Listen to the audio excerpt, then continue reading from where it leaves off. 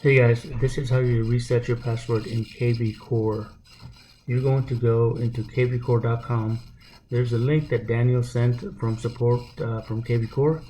I had everybody's password as a temporary. We need to reset it, and you can create your own password as well. So you're going to go to kvCORE.com. You'll sign in with your email address.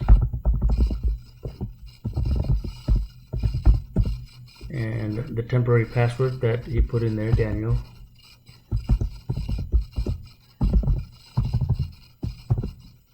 Then once you log in, you might go to the home page. Generally, the home page will be this right here. Okay, this is normally the landing page once you log in.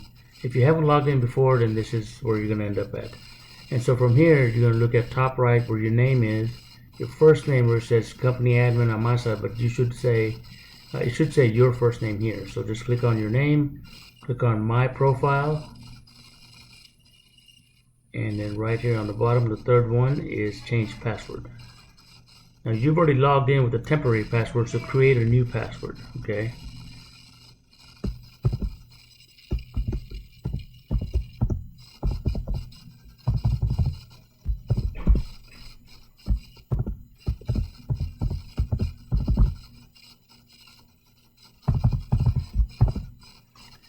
And then once you create the new password, click on update password. And then bottom left right here, it says password updated. Keep that password, save it. Every time you log into kvCORE, you're going to need to use that password to log back into kvCORE. Okay, any questions, you guys can call me at 972-922-0857, or you can also text me at the same number, 972-922-0857. Leads are coming. I need to get the training done, the system to be set up. I need your help to make sure that you guys can access your accounts before I can move to the next step. Please help me. Thank you. Bye-bye.